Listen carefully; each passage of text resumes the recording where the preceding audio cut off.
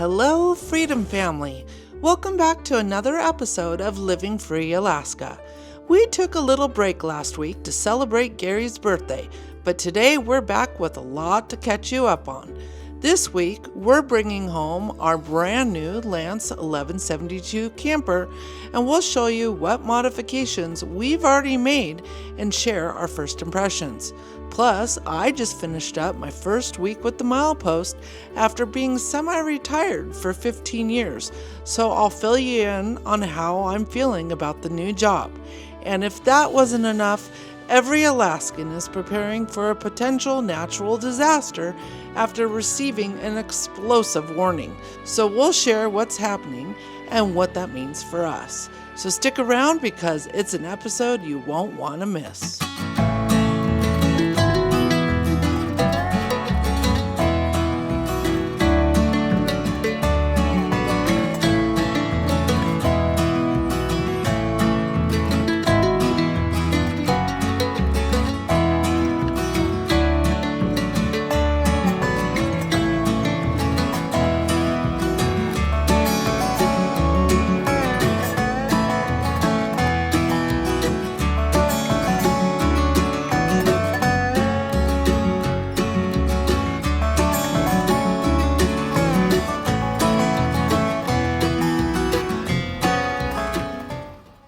Welcome back to another episode of Living Free Alaska.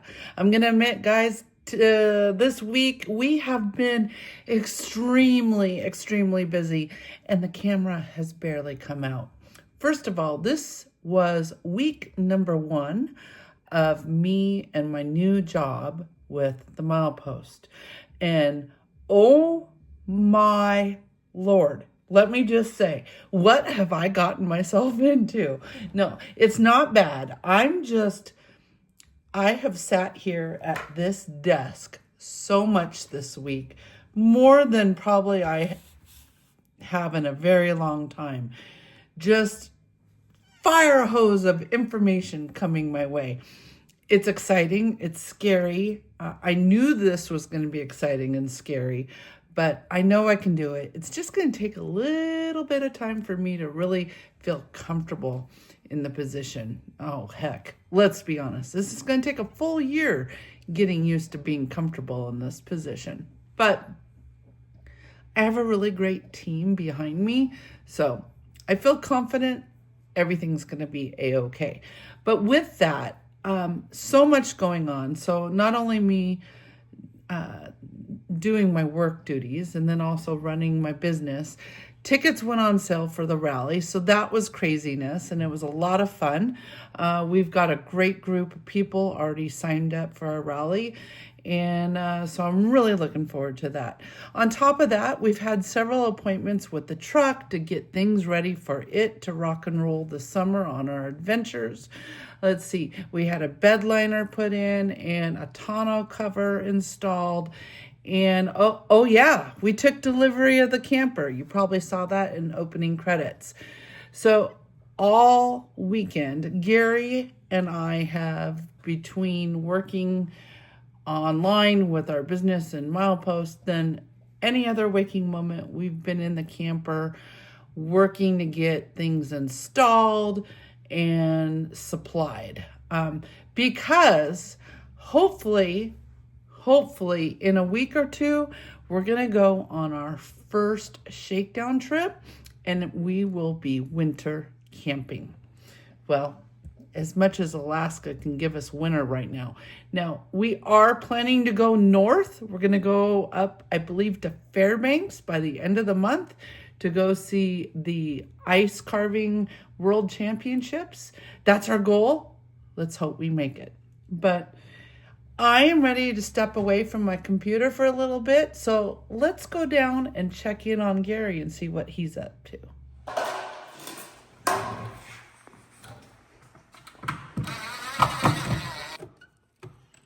just want to see in there. I need to get the wires.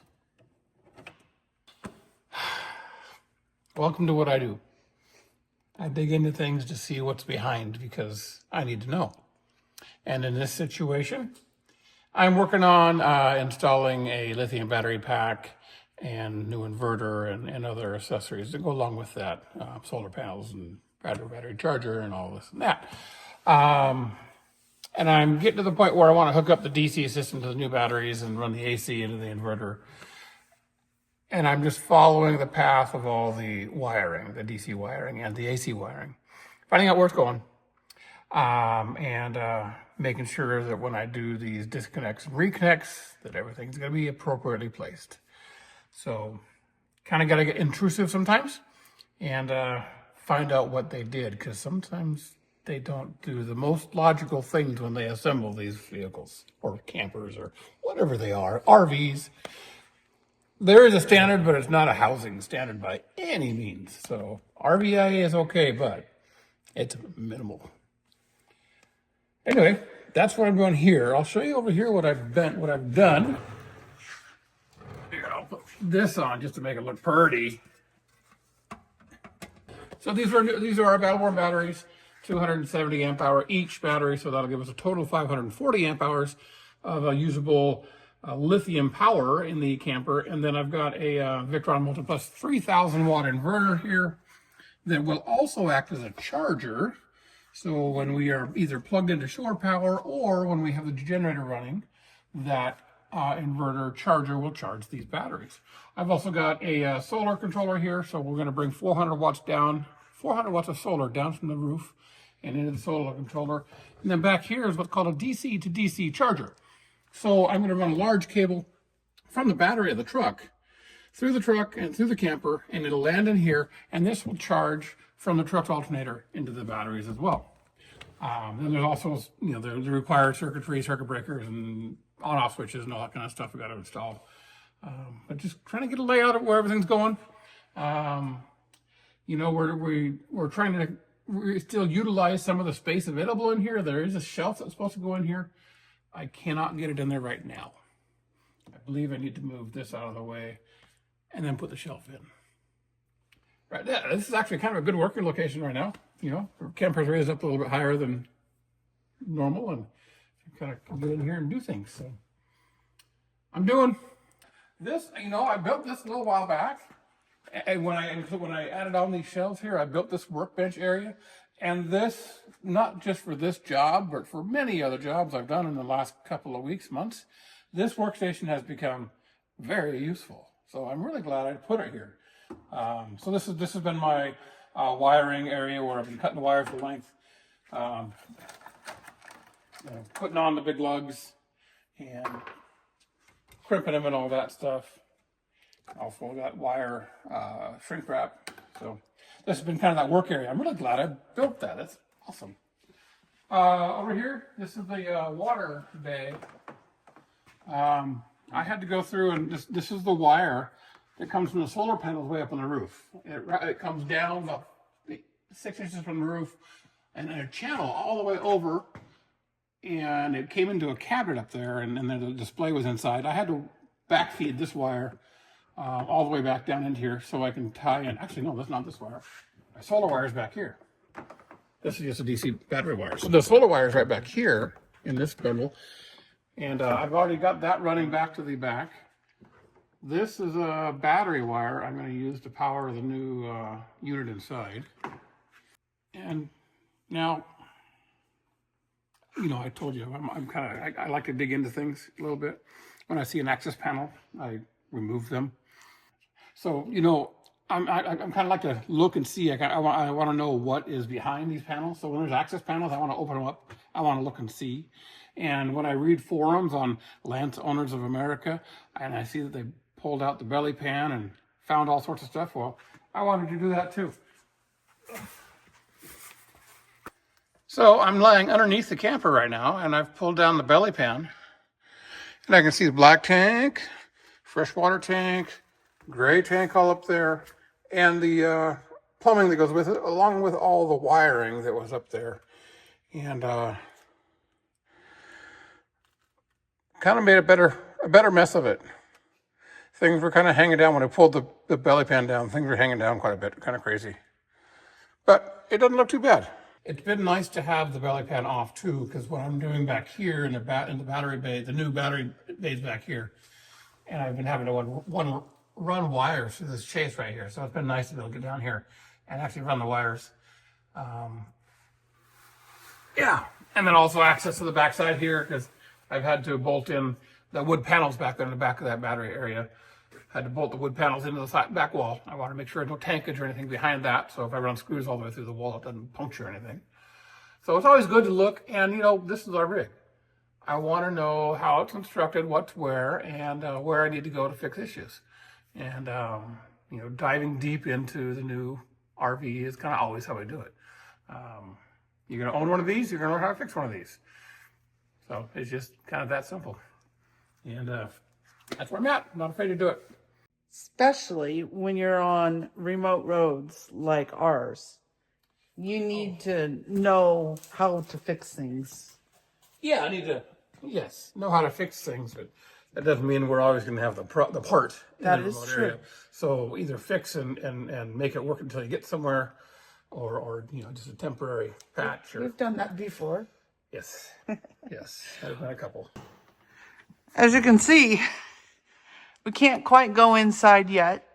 That will come later, and we'll give you a tour. We can do it right now.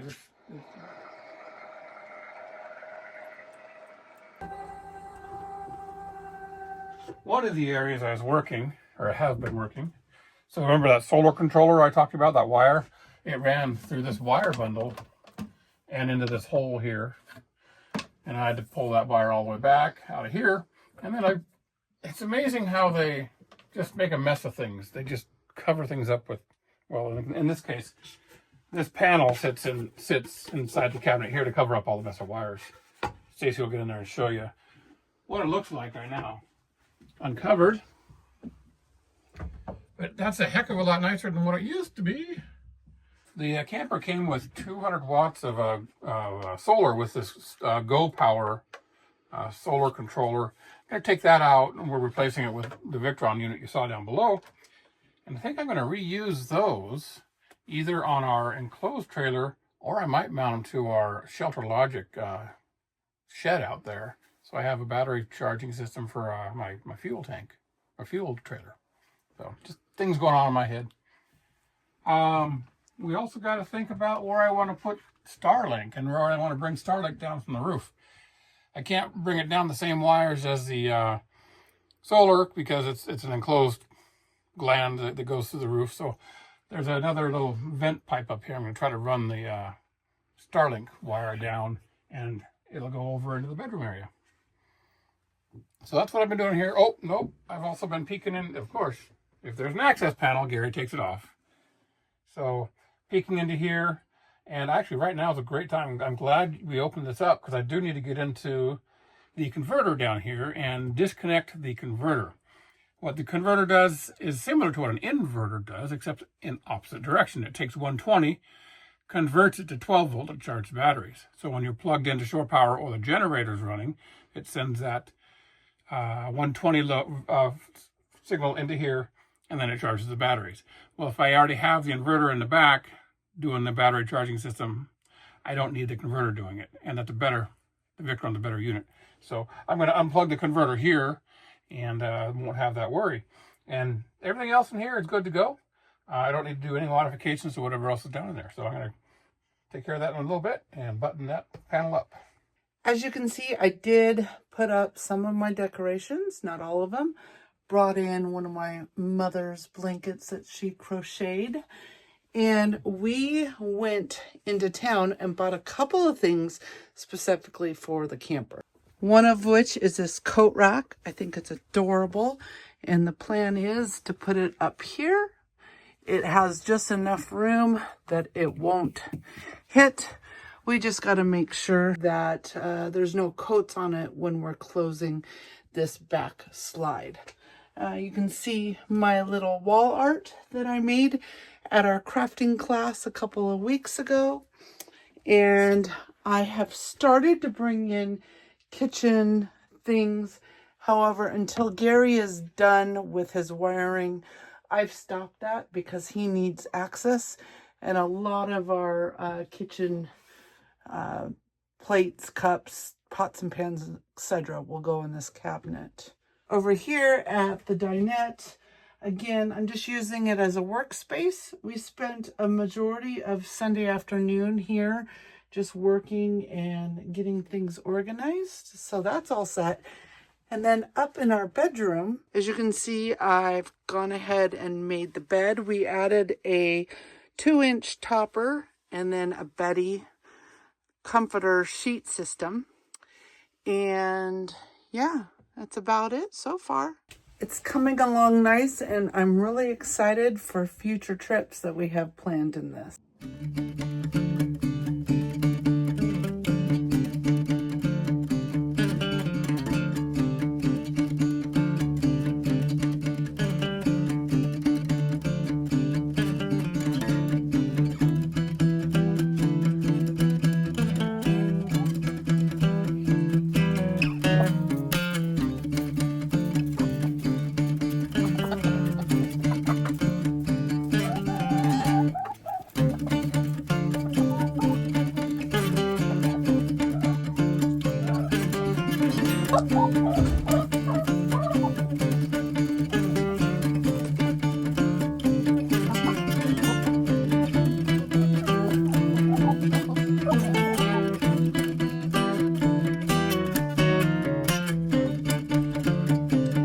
These warm days, let me tell you, they are nice. But I don't know what's going on with my girls. I am only averaging 1 or 2 eggs right now. And considering the price of eggs, they are totally freeloading. Are your chickens slacking off right now? Let me know down in comments.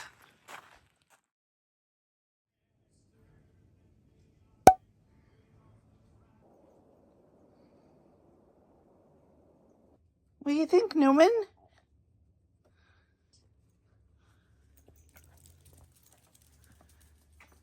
Hi, Newman. We got snow. How cool is that? Like a couple inches, but still. This is the most snow we've had all year. Literally, in 2025, this is the most snow we've gotten here in Alaska.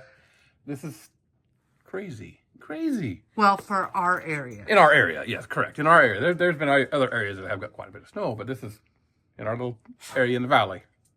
2 inches of snow in 2025 is our... Woohoo!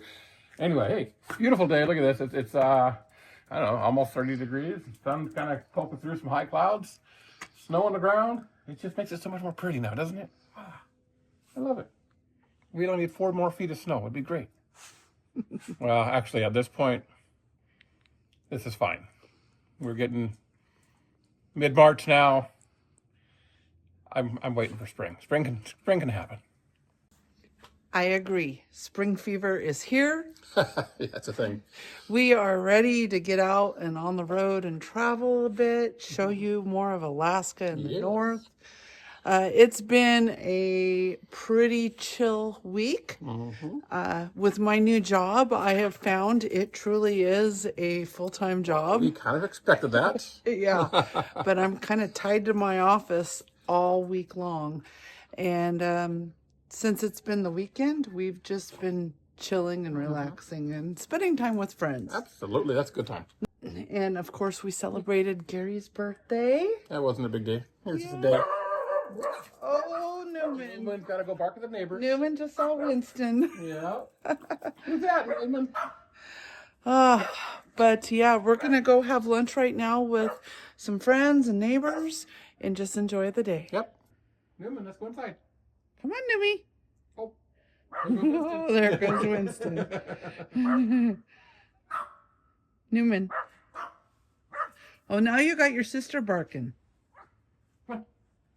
Come on, buddy. Treat.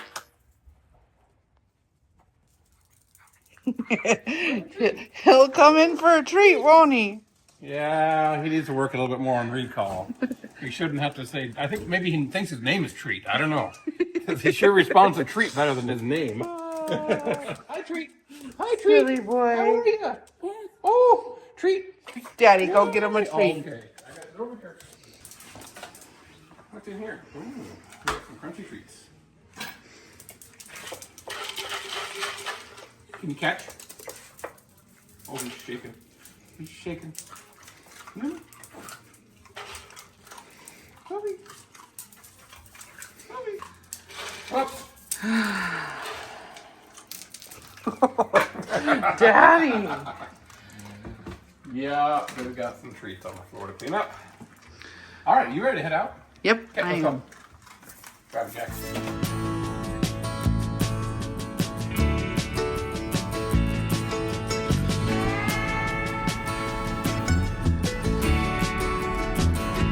While we're driving over to our friend's place, I thought I would fill you in on the excitement in Alaska this year. Look at that. I think our neighbors plowed our roads. I think they did too. Oh, we love our neighbors. Aw. All 2 inches of snow, they still plowed. That's funny. Great. There are some other Houston residents that are complaining that the city didn't plow the road. Okay, there's our neighbor right there. That's Brian. Thank you, Brian. Hey, thank you, neighbor.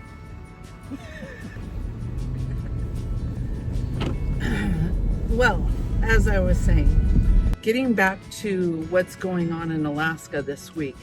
Earlier this week, the Alaska Volcano Observatory heightened the alert status for one of our volcanoes that's only about 65, 70 miles away from us. And they are saying it is likely to erupt within the next couple of weeks to months. Now, we know it's just a prediction. We don't know when that will actually happen, but we are taking it seriously and trying to put together a contingency plan on what we need to do in the event of an eruption.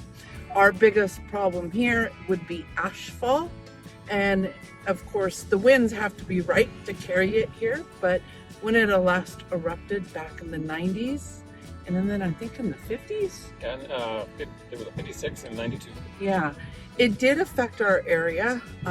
So it's just, we won't know until it happens. But we're gonna try to be prepared, get some extra air filters for our vehicles and for the house, as well as maybe have it ready, a big tarp to cover the chicken coop.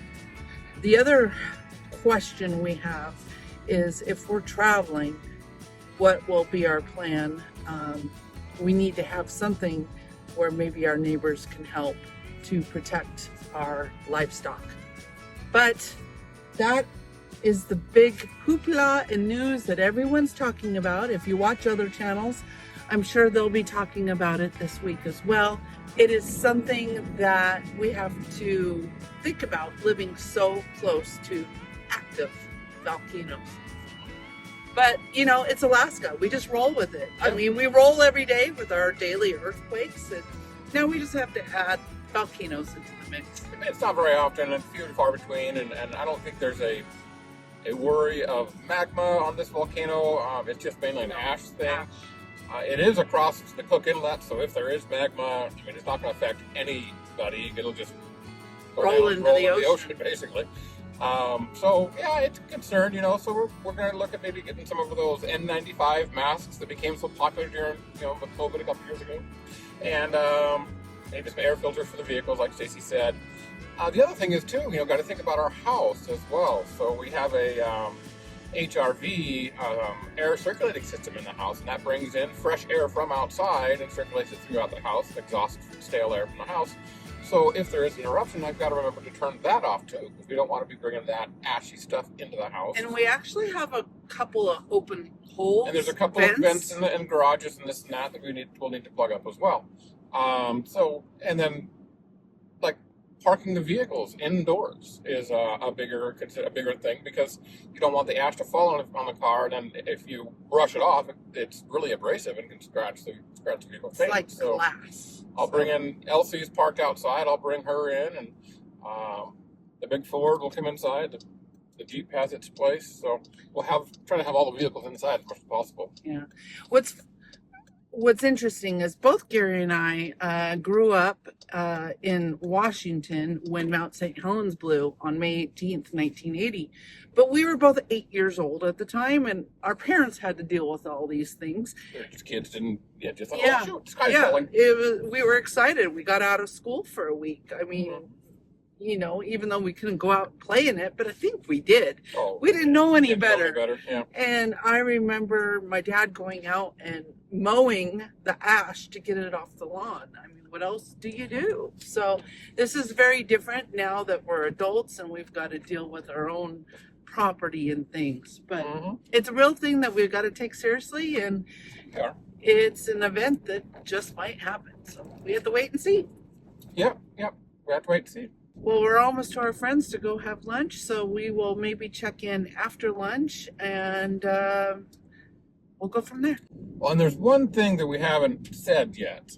We were at our friends, had lunch with them yesterday, and then proceeded to head over to their house and had an afternoon and evening. And we left our truck at their house last night. We actually got a ride home from Bobby because both Stacey and I had an enjoyable afternoon, evening. I wouldn't say we were drunk, but No, we had enough that we should not drive. So and this is a two-part thing. We're driving over to pick up our truck, but also go to lunch with them again. And well, here we are, and there's our truck covered in snow. All right. We'll check in later. Oh, the poor truck. She'll melt off real quick in the shop. By the way, we still need a name for not only the truck, but the camper. Yeah. Do you have any ideas? If you do, leave them down below. The color of the truck is glacier gray. Yeah. I'm trying to come up with a glacier name that fits the truck. Yeah. And Hubbard. Would that work? Yeah. No. Root. No. Ruth. No. Ruthie. Yeah, it's a girl, but I don't know if I like Ruthie. I don't know. We'll see. But we're trying to come up with a name, and I want some sort of large, massive glacier that lives in Alaska. I want it named after a glacier in Alaska, because that's where we are, and that's the color of the truck. Just makes sense. And as far as the camper, Lance 1172. I don't know what we can come up with on that one. Our friends last night came up with Piggy. the name Miss Piggy. Miss Piggy because she's a big hog. Well, she's riding piggyback in the truck. Yeah, but I already have a chicken named Miss Piggy, and so I don't know how I feel about that. I don't know either. So, all right, let us know if you have any great comments or name Names. suggestions Yeah. down below in comments. All right, guys. Talk to you later on. Okay, gotta go. Thanks again for watching. Don't forget to like, subscribe, and hit the notification bell so you are notified whenever we post again. And lastly, we hope that you will join us here next time on Living Free Alaska.